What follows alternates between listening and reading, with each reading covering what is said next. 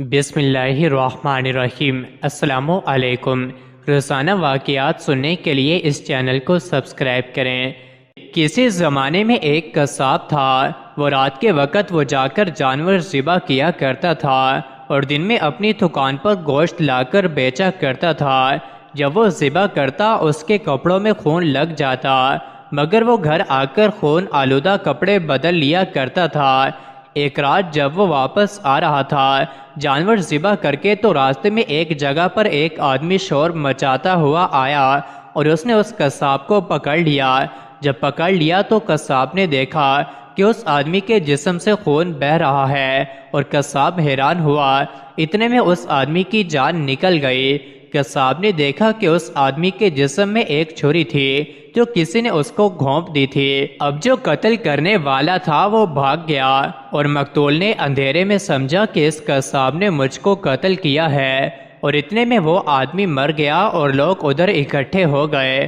اب لوگوں نے اس قصاب کو بھی دیکھا اور مقتول کو بھی دیکھا، اور قصاب کے کپڑوں میں جو خون لگا تھا وہ بھی دیکھا، تو لوگوں نے قصاب کو پکڑ لیا۔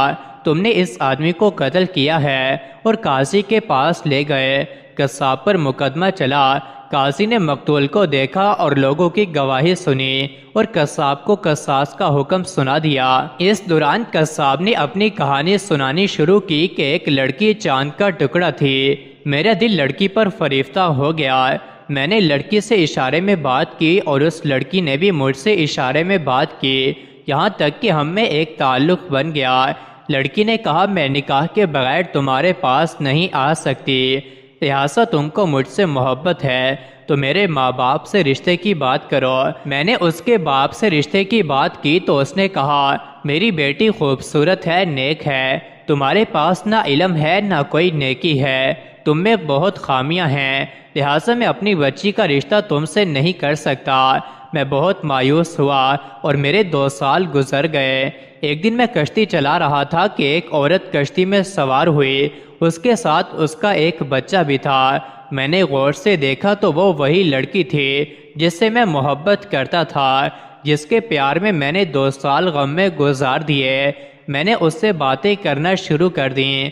اس نے کہا، دیکھو میں تم سے بات نہیں کر سکتی، میری شادی ہو گئی ہے، اور اس کو کہا میں تمہارے بیٹے کو پانی میں پھینک دوں گا، تم میری خواہش پوری کرو۔ اس نے میری منت کی، ایسا نہ کرو۔ میں نے اس کے بچے کو پانی میں سر کی طرف سے ڈبویا، وہ پھر بھی نہ مانی اور مجھے اللہ رسول کا واسطہ دیا، اور میں نے نہ مانا۔ اسی اثنا میں اس کا بچہ میرے ہاتھ سے مر گیا۔ اب وہ اکیلی ہو گئی۔ میں نے اس کو کہا، اب بھی میری بات مان جاؤ۔ اس نے کہا، تم جو مرضی کر لو، میں اللہ کا حکم نہیں توڑ سکتی۔ میرے اوپر درندگی سوار تھی اور میں ناکام ہو گیا، لیکن وہ لڑکی بہت روتی رہی اپنے بچے کے لیے۔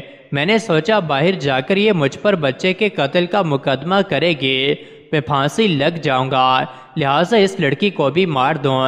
میں نے اپنا گناہ چھپانے کے لیے لڑکی کو بھی مار کر پانی میں پھینک دیا۔ میں نے 20 سال پہلے اس ماں اور بیٹے کو قتل کیا تھا۔